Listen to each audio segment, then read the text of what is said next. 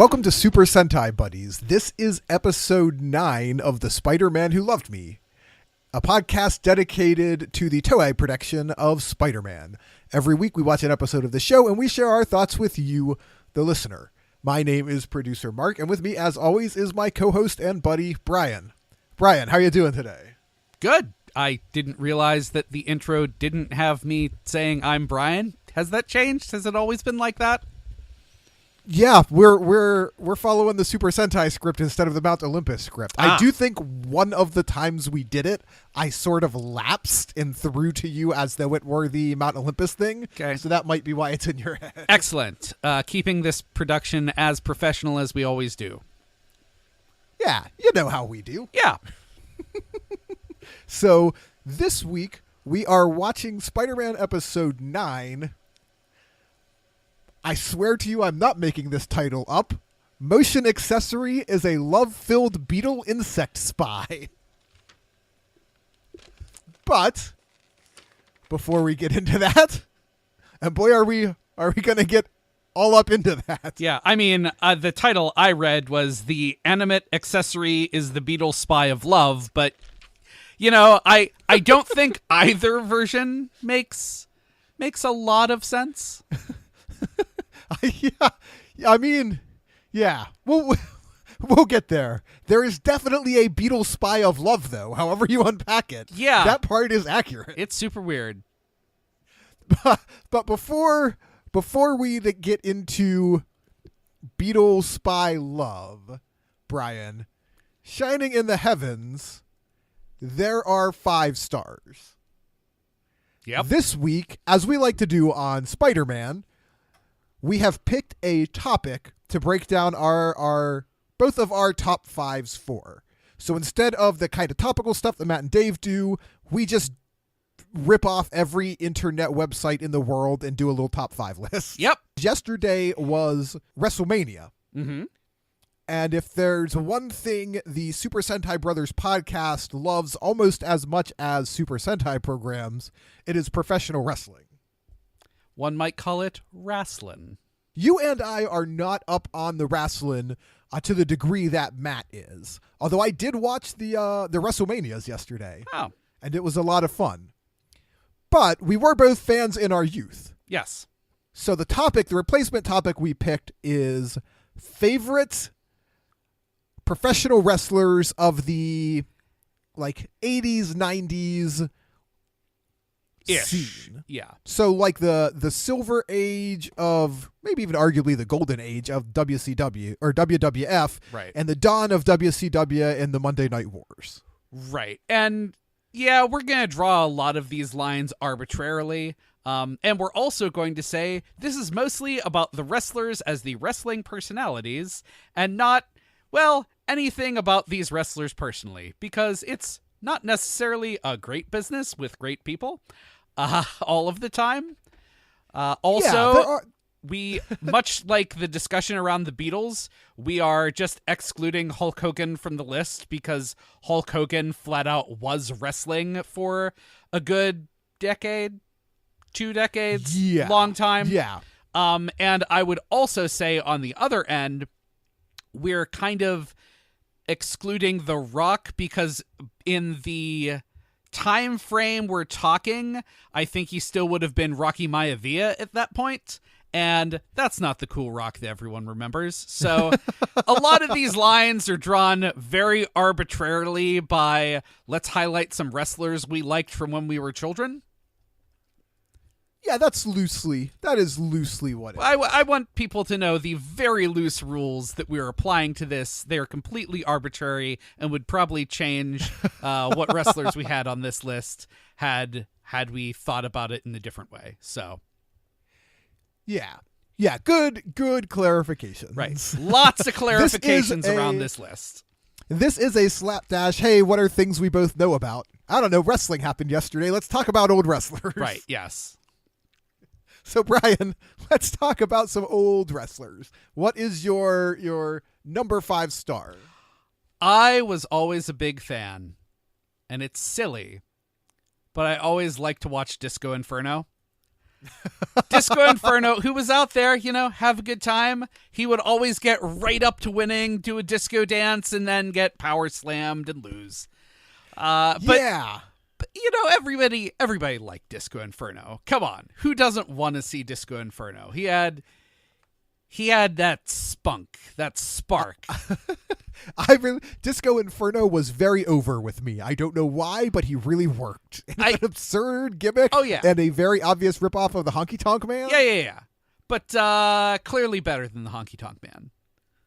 I don't know. Honky Tonk just got himself inducted into the WWE Hall of Fame. Well, yeah, but he probably just had to hit somebody with a guitar to do it. So, no, I mean, if you want obvious ripoff of the Honky Tonk Man, that's Jeff Jarrett.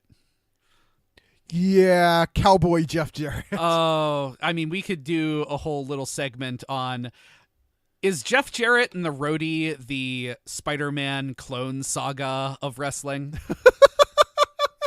What a brilliant crossover connection you just built there, Brian. Yeah, it was so bad.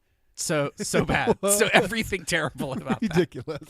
So let's stop talking about Jeff Jarrett and the Roadie. They don't belong on this list. You're number 5. So my number 5 is Diamond Dallas Page. Okay. Who, like a lot of wrestlers of this era, definitely crossed over from WWF and WCW. I think he's one of the ones that came in through the WCW, though. If you remember the early, like the Diamond Mine era. Yeah, it's all a haze. Yeah, I was trying to scratch my brain on this and see what I could remember. And I remember the Vegas connection being a thing for a little while. But where they really kick into what I remember is when he kind of made his bones on feuding with the Macho Man for a number of years. And that feud, for whatever reason, really, really worked for me.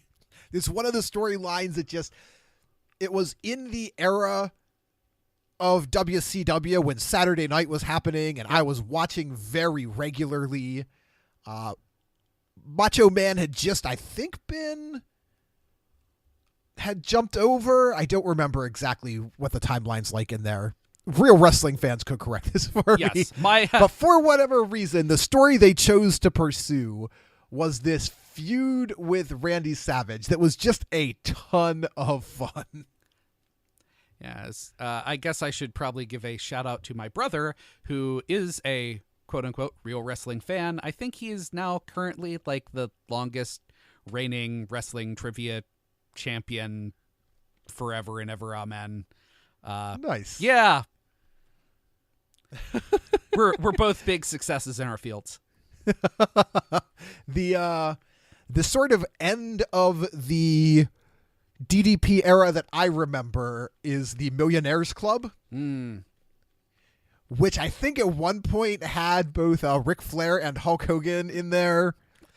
Yeah, things got a little weird towards the end of everything. They kept shifting allegiance, which they do all the time. Right. But WCW was definitely getting desperate towards the end, especially once Kevin Sullivan had started doing the booking. Like it kind of got into a hot mess there at the end. Anyway, yeah. Brian, what is your star number 4? Star number 4 is a cheater star because I couldn't figure out which one of these two to put on. So you have the best there is, the best there was, and the best there ever will be, Bret the Hitman Hart, whose technical ability in the ring I feel is unsurpassed. But, look, kind of a boring guy, especially for like that theme song and the totally rad 80s shades and whatnot.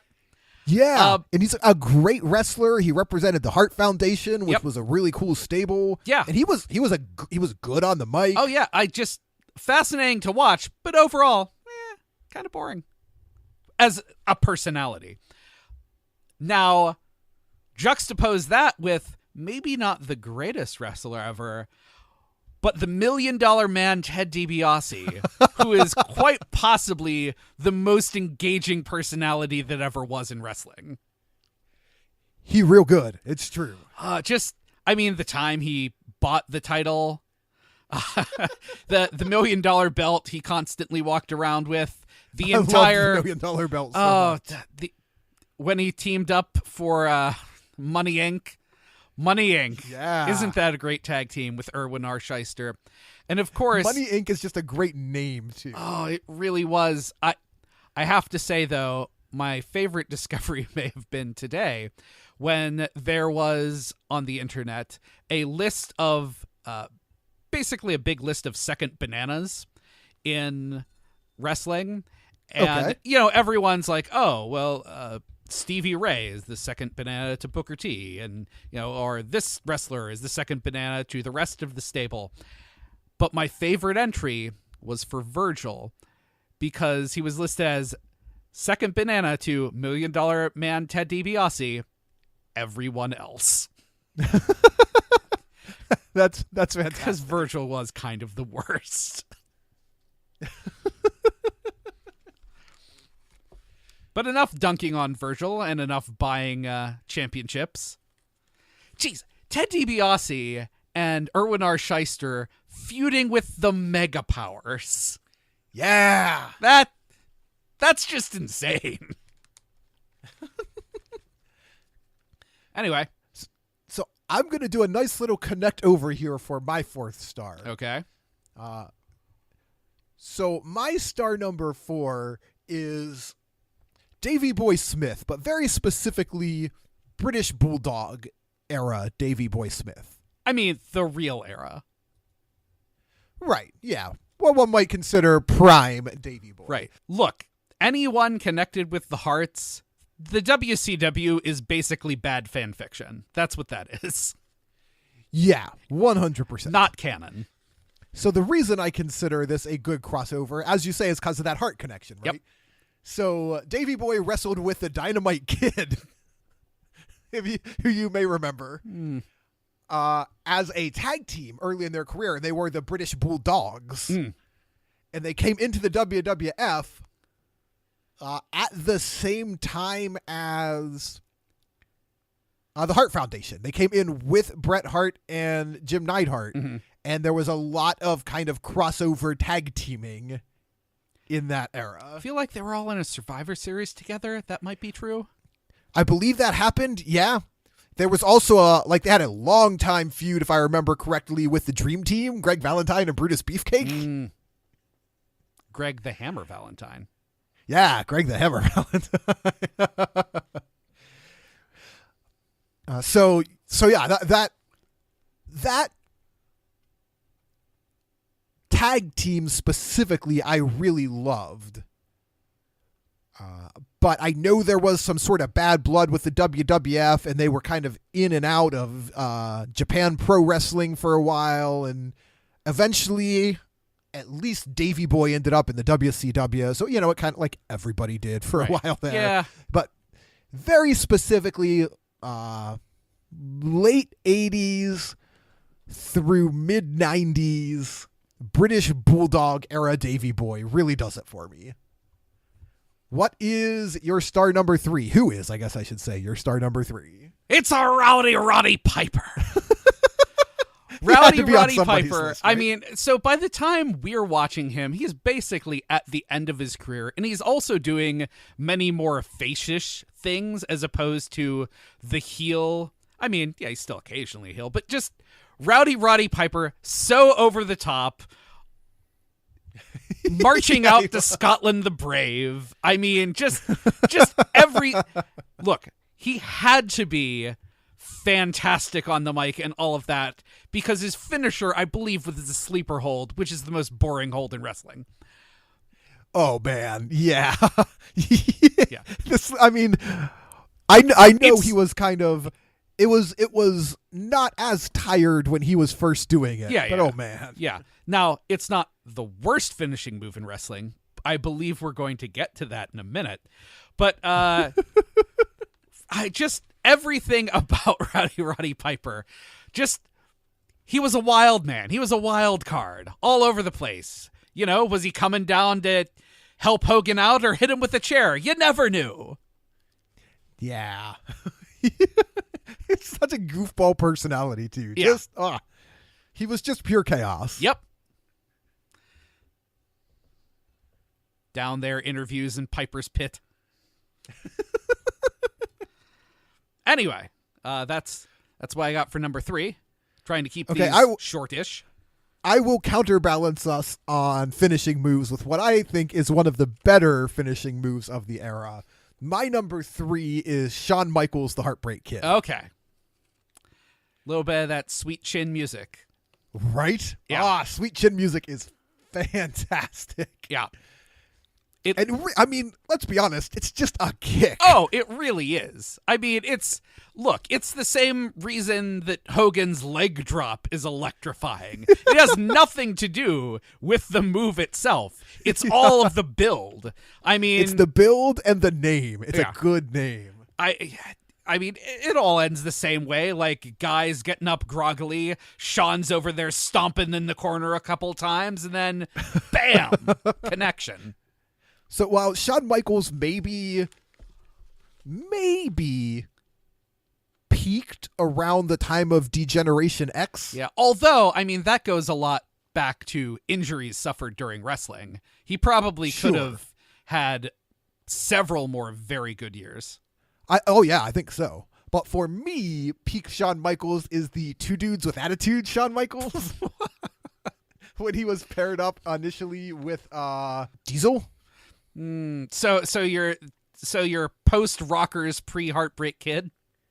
Yeah, well, yeah, I was sort of into the Heartbreak Kid transition. Yeah, there was that very rough Jeff Jarrett window with the click. Yeah, spelled with a Q. I think, if I remember right.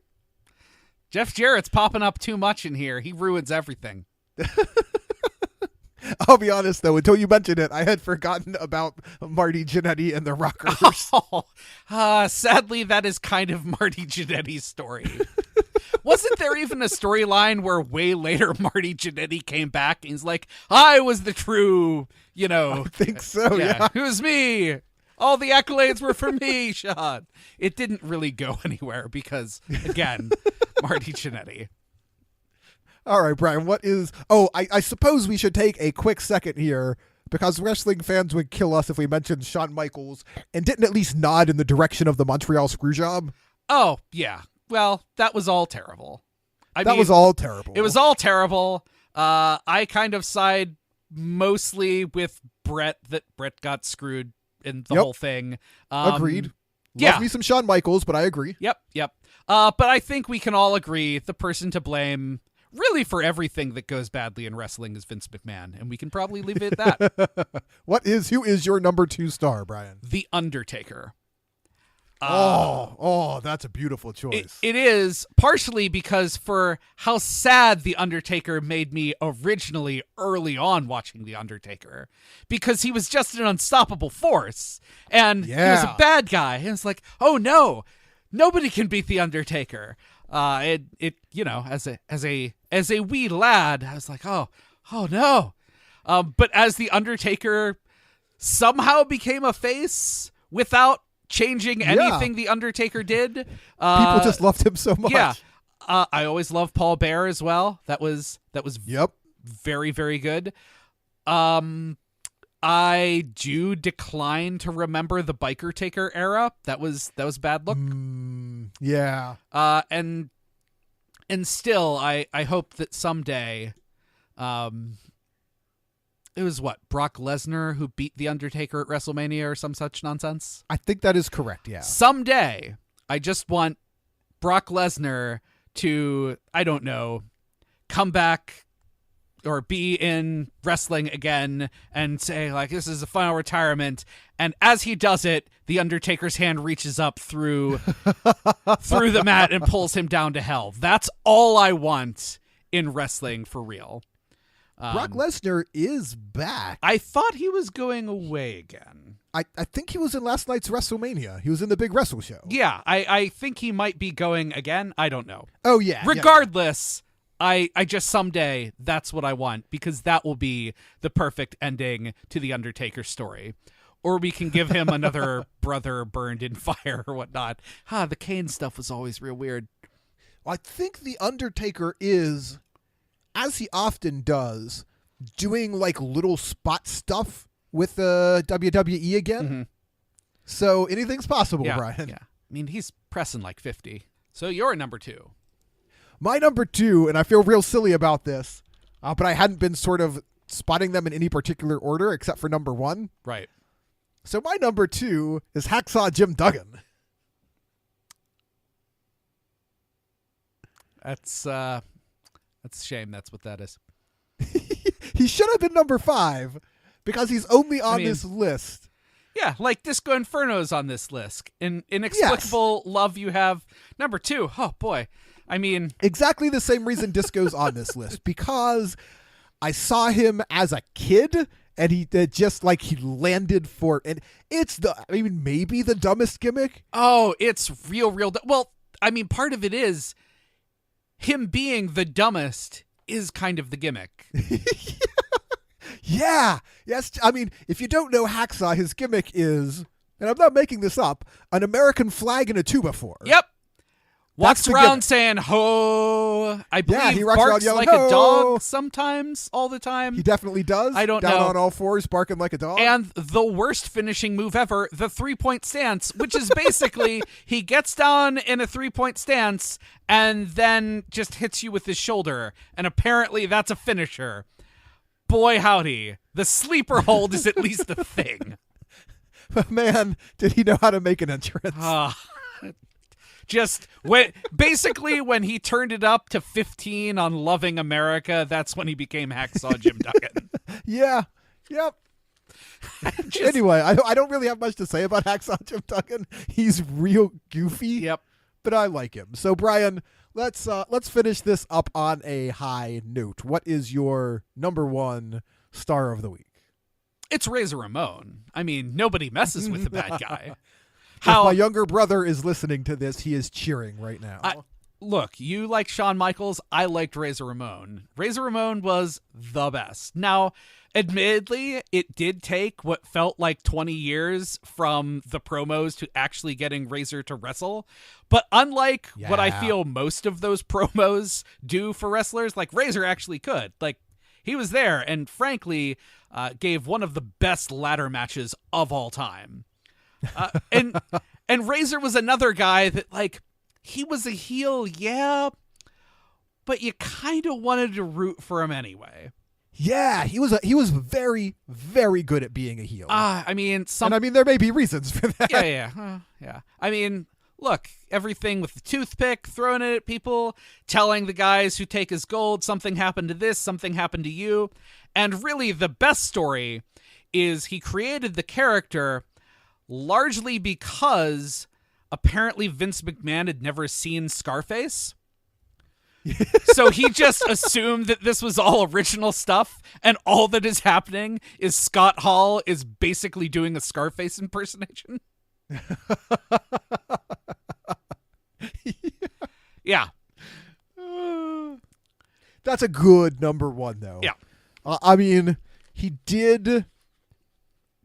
was part of the famous WCW defection with the NWO. Yeah. No, we're cutting off our caring about wrestling before then. Fair enough. But that is a very interesting kind of point in the Monday Night Wars. So even as part of the defection and not being nearly as awesome, yeah, he was still very, very good. Yeah. Also, I guess another thing we should bring up is when the WWF liked to do a lot of attempts at undercutting. Do you remember when they brought out fake Diesel and fake Razor Ramon? Yeah, they brought those guys out to actually wrestle, but that was nothing compared to the Billionaire Ted sketches with the Huckster and the Nacho Man. The Nacho Man. Man, that was a weird era of wrestling. Yes, indeed. So what's your number 1 as we take this to nearly 30 minutes? Sure. Like we do. Yeah, good luck. My number good luck 1, figuring out how to edit this and keep everything that's valuable. My number 1, which I suspect wrestling fans everywhere will agree with me on. Am I saying that with zero to back me up? Sure I am. Yeah. It's Andre the Giant. who is by all accounts the nicest human to have ever lived. He was a great wrestler. He helped make Hulk Hogan in a lot of ways. This is true. Hulk had to pick somebody up. He was Fezzik in The Princess Bride, the greatest movie ever made. That's fair. So, and this is they had a Royal Rumble at the start of WrestleMania, like you do. Yeah. And it was called like the Andre the Giant Memorial something Royal Rumble. The winner got a golden statue of Andre the Giant, which is awesome, but because it's effectively the exact same human costume and everything, it just looks like they got a giant gold Fezzik. Well, okay. So when you say it's a small statue, yes? It is not. I would say 2 feet high. Okay. That's a large statue, but not. They didn't decide like we will cast a life-size Andre the Giant because nobody's going to be able to put that anywhere. Yeah, I mean, he was a legitimate giant. He was larger than life in every possible way you could imagine. And he's the sort of guy that as a very little kid, you see him in a wrestling ring and you are immediately on board. The 8th wonder of the world. Yeah. And man, if you are so inclined, a few years back, Cary Elwes wrote an autobiography of his time on The Princess Bride called As You Wish. It's very good, but even more specifically than the book. And this is one of the rare cases where I would properly recommend the audiobook because Cary reads it himself, and he has the sexiest voice in Hollywood. And he tells stories all throughout about Andre, and it is just beautiful, wonderful, enchanting. I mean, Cary clearly loved the man, as did the entire production team, and there's just some real great stories in there. If you're a wrestling fan, even if you're not a Princess Bride fan, super worth your time to listen. Sounds great. Also, I'll point out a couple, just an honorable mention for Booker T, who I think in this era is part of the all-time great tag team Harlem Heat. And I think the era we're looking at is before he went on to be like King Booker and really be a singles contender, but got to give it up. Yeah, you're Booker right. T Had we Harlem stretched Heat. this out by another decade, Booker T would have been a surefire top 5. Right. I mean, yeah, then we would have had to exclude The Rock on the other way, like Hogan, The Rock defined all of wrestling. Right. But yeah, I thought I'd give a shout out to Booker T. Any other notable omissions? I mean, well, we didn't touch on a couple of huge, and maybe it's just because they're larger than life, but we didn't touch on Ric Flair. Yeah. We didn't touch on the Macho Man. Yeah, Ric Flair, I find, very important to wrestling, but I never, I was kind of down on Ric Flair.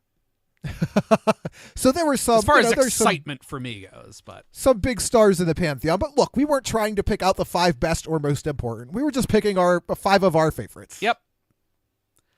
And we did that. Go us. This list is now undisputable.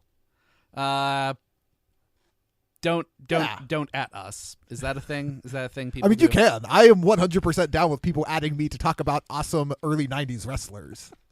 That is okay with me. And if you want to at me just to tell me how stupid it was to put Jim Duggan on that list and not Ric Flair, go for it. I mean, if you're going to put Jim Duggan on that list, you might as well swap out some others and put the Bushwhackers there. Man, we should have done, and we need to transition here. Yeah. But we should have done top 5 tag teams because then we could have had Harlem Heat right at the top. That's true. And then we would have had joke tag teams like the Bushwhackers. Jeez. I mean, all right. Yeah. We have to transition or we'll be stuck here all day. We do. So we are going to take a bit of a break. We are going to watch Spider-Man Episode 9, Motion Accessory is a loving beetle insect spy. Or the animate accessory is the beetle spy of love. And we will be right back. Change the apart. And we're back. Brian, I swear every week I say this. Is this the strangest episode yet? It is. I don't even know. I mean, the episode title up front, my first note is WTF, because despite the fact that I can sort of make that make sense later, it gave me no idea what to possibly expect from the episode. Yeah, boy. And so we are watching fan-subbed Yes. episodes. And there is always a risk when you're watching fan-subbed episodes that you're going to get a little bit of shaky translation here and there. Yep. It's something you have to deal with if you want to watch stuff that doesn't have kind of a full-on American production and release. Right. It's fine. Yeah. I'm very grateful to the folks who put them together because now I can watch Spider-Man. Right.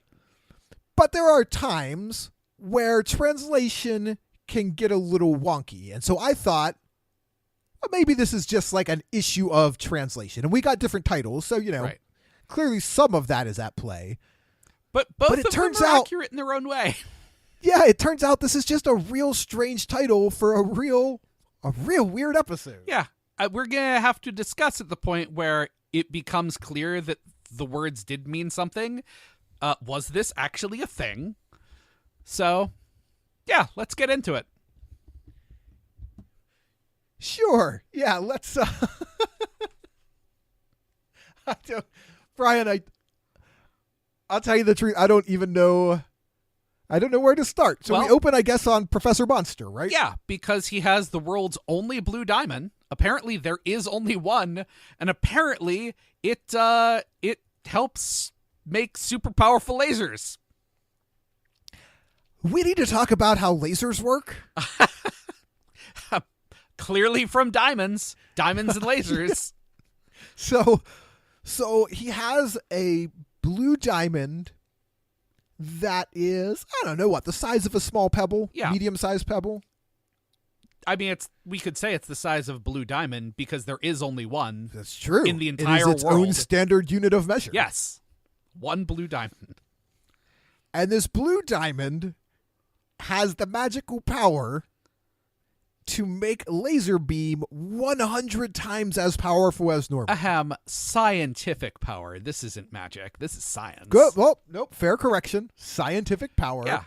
100 times as powerful as a normal laser. Right. We just need to stick it in this new monster here, this laser monster that no one has ever used before, if I recall correctly. That we already know that his laser isn't powerful enough, so we're just going to make it 100 times stronger. Thank goodness we've got a weird beetle monster standing over here who has lasers as his primary power. Right. And has built into his suit/chest a slot perfectly fitted for the blue diamond. Right. I mean, was there a different thing that he used to put there, or is this just, no, he was built incomplete? Yeah, I don't know. Maybe he just used like a regular diamond for focusing. I mean, 'Cause you maybe- gotta have diamonds if you're gonna fire a laser. I mean, maybe he had like batteries and it's just one shot use. So this thing's name, I think, is Kabuton. Is that right? Yes, Kabuton. Who looks a bit like a rhino beetle, I think would be Yeah. fair to say. Yes. And apparently is not strictly robot. No, he's part insect, which will be a plot point that is very confusing. Extraordinarily. We're so far away from that, and I want to get there because I need to talk about it. So this is a cyborg insect robot that, like all machine bem, has the power to shrink and grow seemingly at will. Yep. And so it shrinks down in this opening scene after having had the blue diamond embedded in its chest. Right, and It doing a shrinks- bit of a demonstration, which also in that's this right. demonstration, we find out, the Amazoness just has a laser pistol that apparently she has neglected to use up to this Yeah. point. It appears to be her primary sidearm now. Yeah. At least this But week. yeah, we do that demo because we got to prove that the laser is strong enough to cut through Leopardon. Right. And then the beetle-y thing, Kabuto, just shrinks down and hops into the Amazoness's hand. Right. Because she has decided that Shinko must know things about Spider-Man or something. Yeah.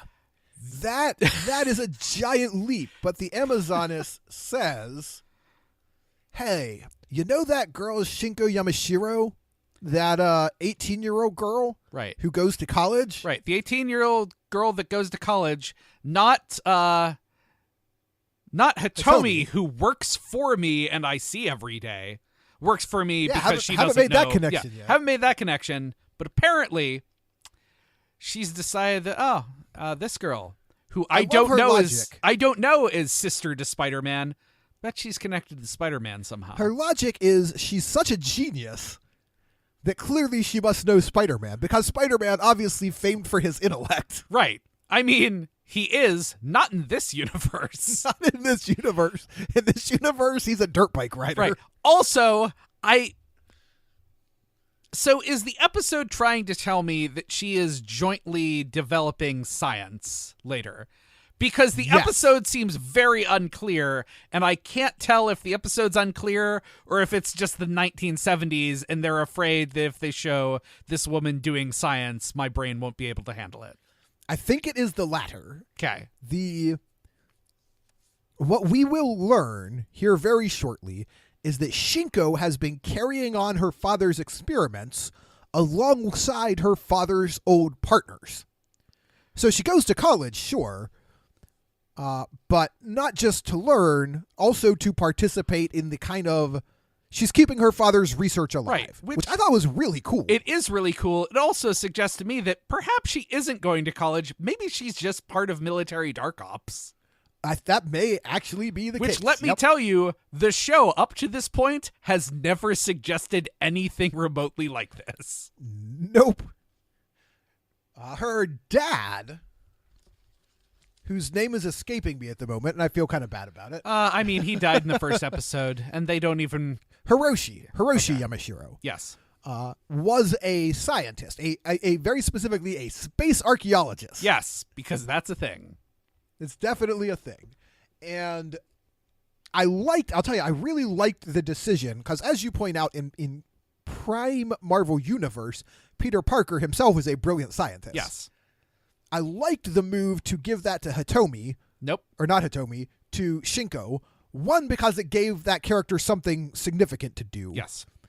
But also because I don't think anyone here in episode 9 is going to believe that our boy Takoya is anything resembling a super smart scientist. No. He's... No. He's kind of a jerk. Yeah, he's kind of a jerk and kind of a dummy. Yeah. All right, so we cut from there. We leave the secret Machine Bem Iron Cross lair and join... Is it Takuji? Is that right? I think so. Yep. Spider-Man's younger brother, who is out in the jungle on a bug hunting field trip, right? Jungle / park / forest. They're kind of all the same. Yeah. It's definitely just a little bit of a wooded forest in what is probably a public park. Yes. But he and other kids his age are out with butterfly nets, waving them helplessly in the air. Yes, there are distinctly zero butterflies. Yeah, but they're on a field trip, and for some reason, the Amazoness has decided that the best way to get Kabutan to Shinko is by way of her little brother. Apparently, they can track the little brother, like, in the park, but they can't, I don't know, crack a phone book open and find out where they live? Just find the home address and send the Beetle there. And how convenient that little brother happens to be on a bug hunt. Yeah. It's just, I mean, it's perfect. I mean, that probably suggests that the school system is infiltrated by the Machine Bem army. Ooh, but yeah, I like that take. Yeah. Iron Cross army is controlling the school. Yeah. Them. So Takuji captures Kabuton, who is currently the size and shape of a rhino beetle, Right. and takes him home. He's bragging when he gets home. He's bragging to his brother and sister, showing off his new beetle. It's a new bug that he doesn't have Not in quite his sure collection. what it is. Right. We don't And even he see a goes to- full collection, by the way. We never just- do. He has one very sad terrarium with no grass in it. Anyway, so he goes to put him in the sad terrarium, and the beetle flies away after biting him, if I recall. I did not notice a bite. I do want to do something with the word sad terrarium, and I can't figure out what, but continue. And this right now is my single favorite moment in Spider-Man to date. It may get eclipsed sometime. It's going to take a lot of work. Do you know why? Do you know why this is the best? Why is it the best? Because we get a classic spy movie chase scene starring a beetle. We've got the next several seconds because Shinko's on her way to school. Mm-hmm. So we get like cut scenes of Shinko trotting down a street and turning a corner, and then like the beetle sticking its head up and looking around. And then Shinko's like crossing the road and the beetle's lurking behind a lamppost watching her. Yep. It is absolutely the best. It is just like this weird, the bug clearly thinks it is James Bond. Yes. Yes, it does. It's absolutely amazing because it's this tiny little semi-animatronic bug that only has very limited movement, but they are selling it as hard as they can. This bug is a super spy. I mean, he is, because he eventually tracks her down to, like, I don't know, the basement level of one of these science buildings where she's Yeah, he does. meeting with her father's previous colleagues, and they're developing, I believe it was basically a meteor detector, but not Yeah. a meteor detector like to prevent meteors from hitting the Earth. Like finding ones that have hit the Earth and buried themselves in the ground. Which, guys, I don't think that's how science works. Yeah, they said meteorite detector, and I was like, oh, they're making a satellite. Yeah. Like a fancy satellite. No, they're doing exactly the opposite of that. Nope. We're finding meteors under, and this was her father's life work. Yeah. I mean, This was his great work. I mean, maybe I don't want to say it, but maybe the life cut short was a good way to avoid the crushing disappointment of finding out that unless meteors are made from some very special the rest of Earth material, it's going to be Right. hard to, pick those out, I think. Yeah, so I don't know. Their goal was somehow to to find this space rock and use it to learn more about space and advance the cause of space travel. Yes. And that's what they're going to do. So the beetle sneaks in like through an air vent. Yep. And erupts into giant size. Regular size. Oh yeah. Giant Yeah, that's size fair. would be too big for this room. He erupts into his like 6 foot tall beetle form. And somewhere on his dirt bike, Spider-Man's spider sense is tingling. Right. Now, does the spider sense go off hypothetically before the scene happens? Or is the beetle just gonna gloat for, 20 minutes while Takoya gets there? As far as I can tell, yeah. The beetle is just real slow at his job. I have another question. How did Spider-Man get into that room? Because he doesn't kick I open had the door. not considered that. But the beetle had to get through an air vent, and Spider-Man just appears. So presumably, there's some sort of walk through walls ability going on, maybe? I had not even thought about it, but that is a very good question. But he kicks Because the the next door thing so you the know- scientists can flee. Right, yeah.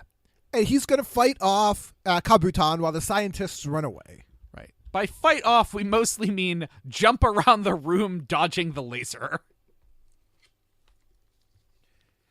Yes. That is so he sees the laser hit the wall behind him, and immediately deduces that this is a much stronger laser than normal laser. See, he can do on-the-fly science.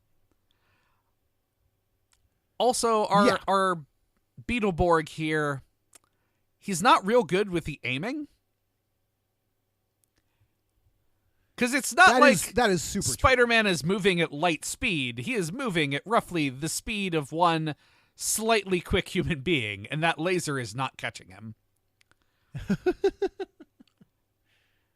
And then... So he cleverly defeats the Beetle with a mirror, a very, very small mirror. That laser burst must have been particularly focused. Yep. Yeah, finally got in on the focus and manages to hit the only thing on Spider-Man's body that will reflect that beam back and cause him harm. I'm also unclear. Does any just standard cosmetic mirror, will that always work on laser beams? Especially like the destructive ones? I know mirror armor is kind of the traditional science fiction answer to laser beams. Right. I have no idea whether or not that is actually practical. I mean, if it's just like a laser light beam that's going to glance off, sure. But if it has destructive power, I'm not clear whether or not laser beams will not eat through your cosmetic mirror. I mean, does this just mean if we coated Leopardon in mirrors, like that would solve all problems? Okay, so Spider-Man wins because he reflects the laser beam back into Kabuton. Right. Who is now very damaged. Yes. He took a laser beam that should have been able to cut through Leopardon. I'm not sure how he survived. I mean, it's that hard exoskeleton. And if we want to observe like Civil War rules, I mean, the Bug wins because Spider-Man quit the field. Fair point. Spider-Man does run first. Yeah. The Amazoness is not impressed, however. No, she's going to be very unimpressed with this poor creature throughout most of the episode. Here's the problem. Apparently, the secret lair of the Iron Cross Army on Earth is in an underground meteor. I guess, because apparently that's, if they build this, they'll find us. Yeah. I mean... They need to shut down this meteor detection technology before they discover the Iron Cross Army. Couldn't you, I don't know, maybe move the base? You could probably rent out like a skyscraper or something and just operate from there. Spider-Man is not going to find you. You are an outer space army with ridiculously advanced technology. Maybe your plans can just be kill the humans if they show up. Yeah, I mean, they could probably try launching more than one monster at a time, too. But right.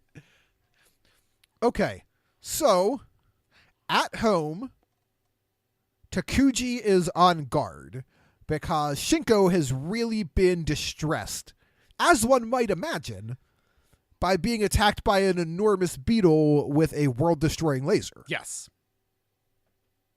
And so Takuji is at the watch to make sure no more Iron Cross army sneaks into their house. Yeah, he's real bad at it.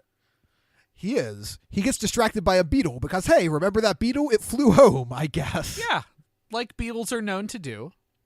Right. I mean, obviously the beetle's trying to track Shinko. Yep. But it has been so thoroughly weakened by the laser blast that it took that it can barely fly. So Takuji is able to capture it, and he and Shinko attempt to nurse a bug back to life. And then, it starts getting weird. Gets real weird because this bug has the voice of like a 50-year-old porn star. And we're playing music that is definitely falling in love music. Yeah. Yeah. As Shinko is gingerly cleaning its shell, this beetle is falling in love with her. This weird monster is falling in love with a teenage girl. Everything about it is exactly as uncomfortable as you, the audience, are imagining right now. Yeah, it's real weird.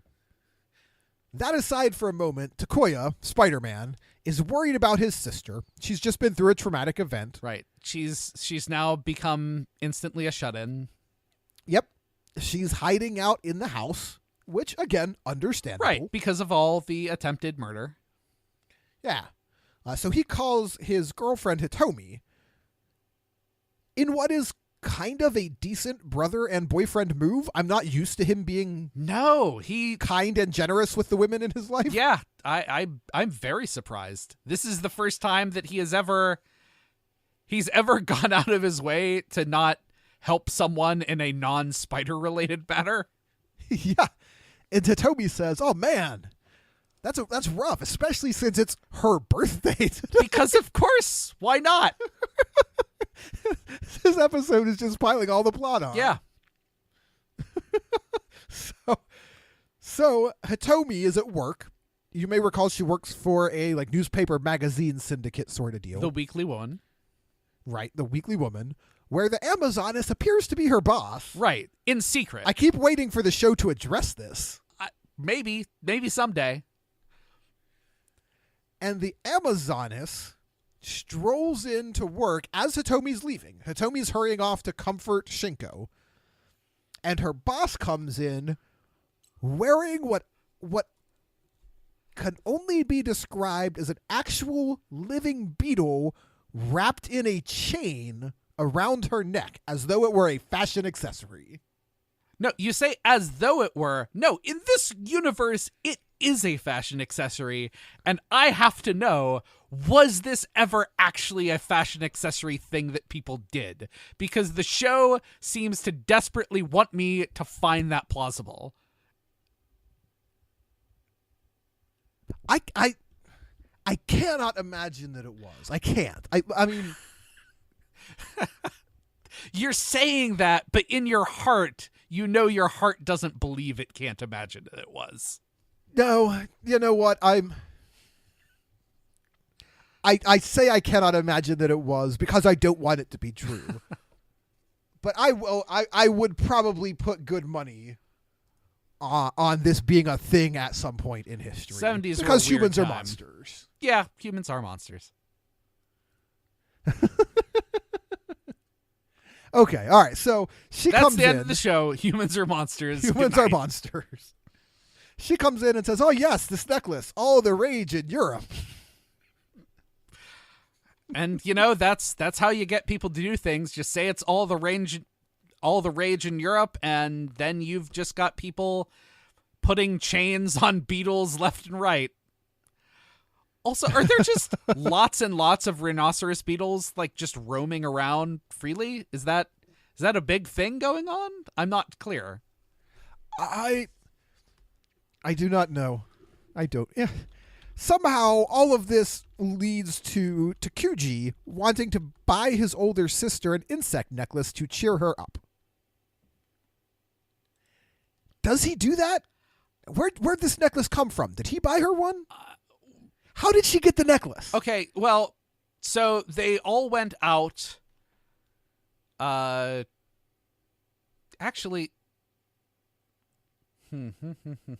I think the bug that was brought in the house, the one that we've captured, I think we just turned that into a necklace. Okay. Because so that's the only other bug that's around, I think. I don't know. We have multiple people wearing bug necklaces, and it's all weird. Takuji must grab the injured bug, right, and tie a chain around it, so that his sister can wear it out birthday shopping. Right.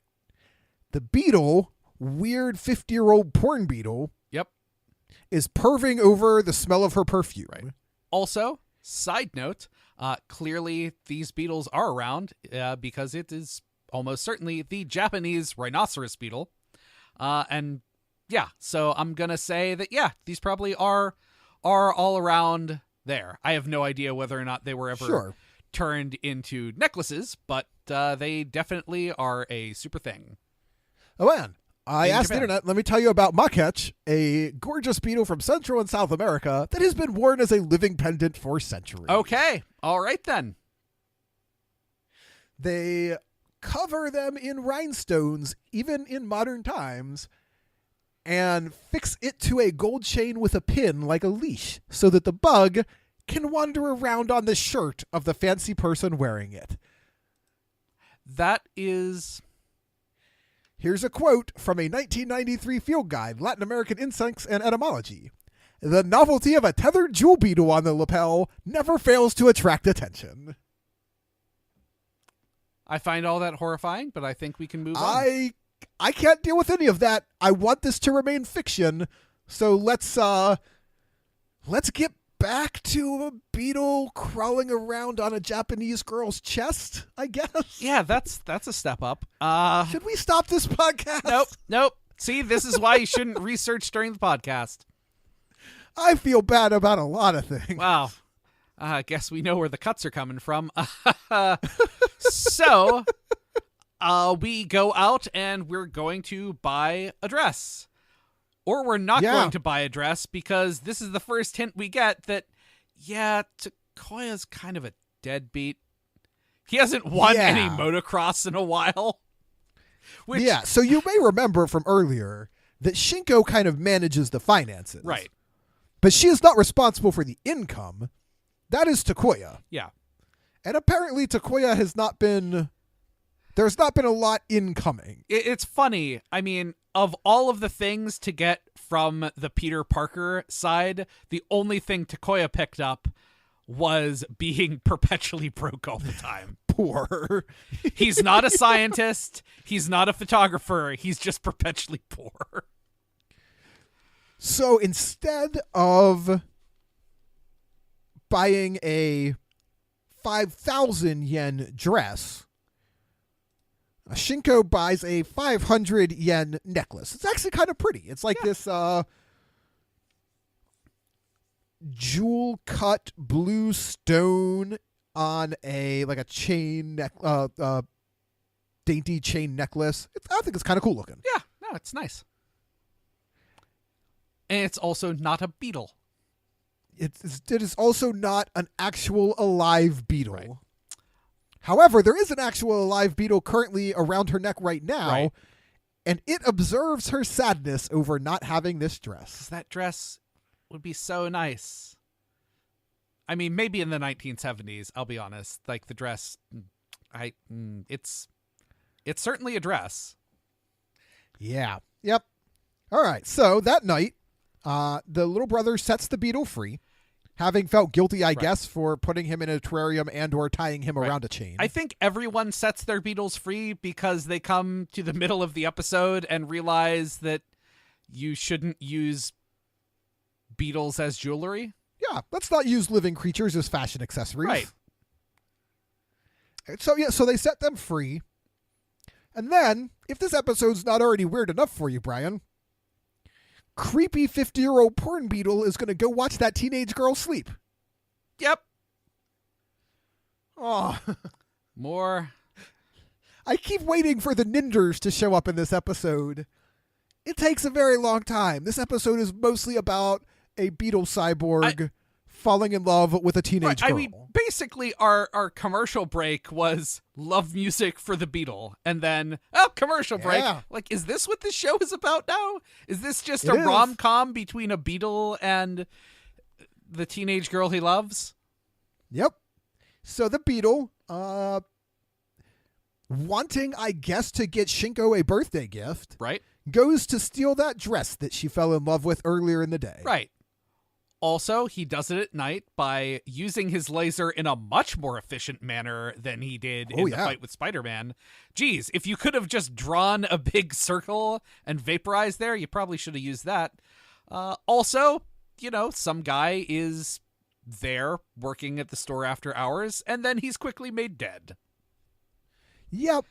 Because he destroys the store, kills the proprietor, steals the dress. Yes. But hey, he does mark it as a gift from Santa, so that's good. Yes. That's definitely not unsettling at all. No. All right. So Shinko wakes up in the morning, sees the dress, and thinks, oh, my brother bought this for me. How sweet of him. He must have been lying to me about us being broke. Right. Nope. We're still broke. Right. The brother doesn't even try to take credit. He just says, oh, no, we don't have money. I did not buy that thing for you. And sort of mid-conversation, Hitomi calls and says, oh, hey, you remember that dress shop we were at yesterday? It gone. Yeah. They took a big chunk out of it, stole the dress, killed the proprietor. It's all very messy. Yep. Yeah. So this is And the point at this where they go point- to the police, right? One would think so. But no, they just stroll up to the crime scene. Yep. I'm like, huh. And Takoya now puts two and two together, sees some kind of laser burn marks, Right. does a little bit of machine BEM miniaturization math, Yep. and somehow deduces the beetle monster that Spider-Man fought must be the necklace beetle his sister had been wearing. Right. I can't tell whether or not that is logical to deduce or way too many leaps in logic, but Yeah, this episode has been gaslighting us, and I don't know what's true anymore. All right. So the Amazoness shows up again to yell at Kabuton some more. Yep. Again, not impressed. Is this where we get a little electricity torture?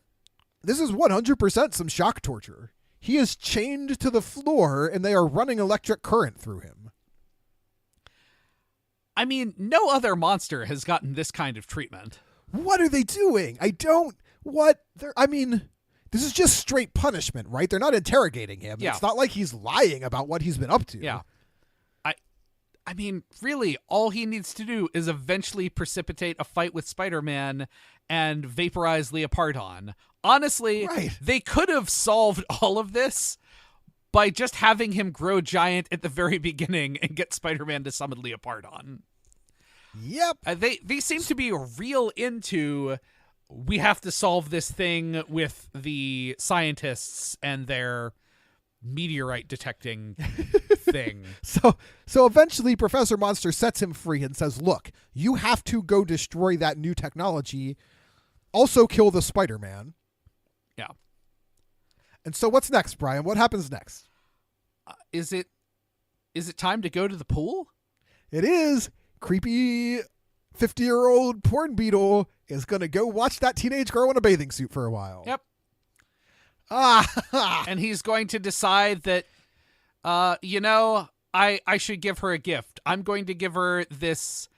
I'm going to take her pendant, whatever, that she's left over here, and I'm going to swap it out and give her a real blue diamond. Because... Yeah, she'll love this blue diamond from my chest that powers my super weapon. Yeah. Girls love that kind of thing. Yeah. But I won't tell her about it. Right. I'll just switch it secretly, and this is the creepiest thing, so that a part of me can always be close to her. Yeah, it's... That's... Whoa. That's upsetting, as is the fact that he decides to, with her not diamond necklace, take out the trinket there and just put it where the blue diamond was supposed to be for him. Yep. It's all real weird. This is real stalker level stuff here. Yep. You know what is... But of course it is. This is a 50-year-old porn beetle. Right. Do you know what is weirder than all of that? That I'm pretty sure she's just swimming here as she's killing time to meet the scientists who seem to have set up shop in a hotel room. That is accurate. Like, yes. This is just the hotel pool, I think. And at no point does this movie make any effort to disabuse me from the notion that we are slowly heading towards a weird porn shoot. yeah, but nope, it's just they're working out of like room 11B or whatnot. Yep. So she gets out of the pool and puts on her science clothes, I guess. Right. And goes to meet the professors she's been working with, who are now ready to prototype their design. Right. They work fast. They sure do.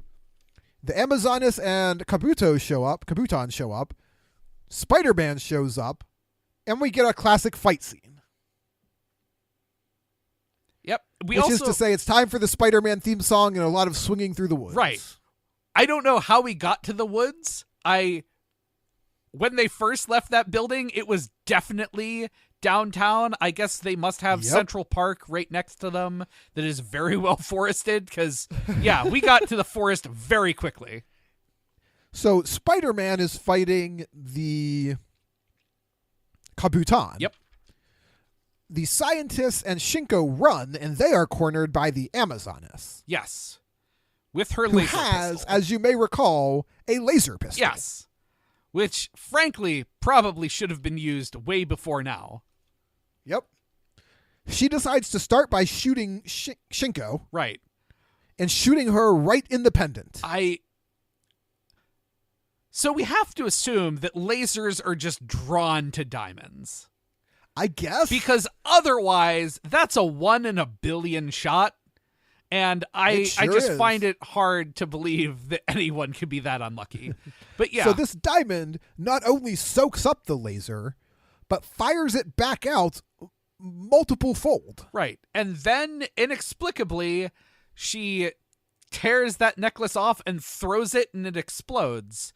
Like a bomb. Right. A laser bomb. Right. She is surprised that it does that, which makes me wonder what possessed her to throw off what had just now been her only defense against getting lasered. But and after she throws away her only defense, the Amazoness runs. Yes. Whatever. There's frankly a lot of unresolved stuff because that's the last time Shinko's in the episode, right? Because we're going literally off to, all that is left is the showdown between Leopardon and giant-sized Kabuton. Right, which is really just about putting him out of his misery because he tries to use his special laser that no one except for him, I guess, realizes is not powered by the magical blue diamond, and it looks like it's short-circuiting him completely. It's basically burning him up.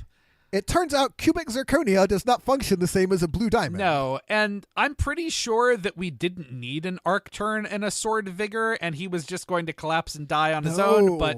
Yeah, he is just sadly dying of his own laser. Yeah. That is failing him because of his creepy stalker move. Yes. Poor insect lovers. But yeah, that's so... And we should note, because we kind of glossed right over it, when talking about how this Beetle was falling in love with her. Yeah.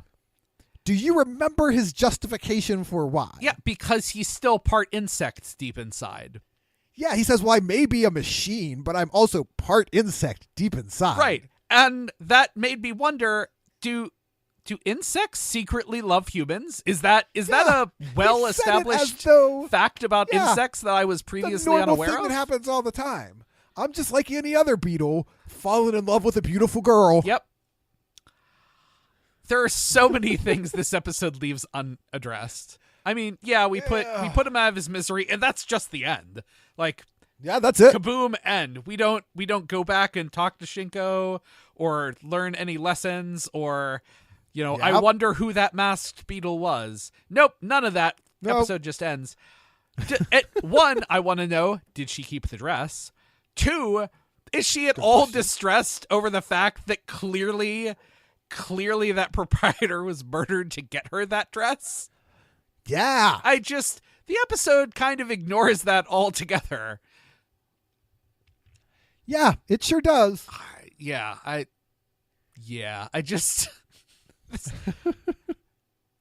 There was a lot of nonsense going on in this episode. And it just kept getting more and more nonsensical. Yeah, but, the weird show just keeps getting weirder. But I guess we learned things about beetles that we never wanted to. And that'll do it for another episode of the Spider-Man Who Loved Me. I mean, right now it's the Beetle Man who loved her, but yes.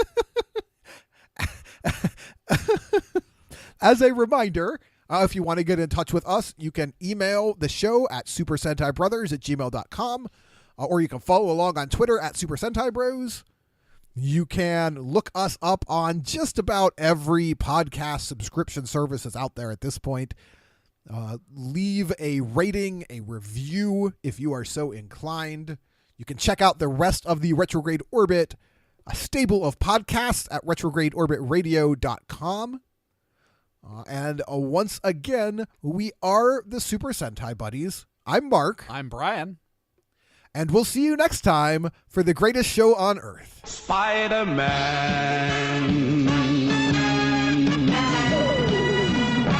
Spider-Man.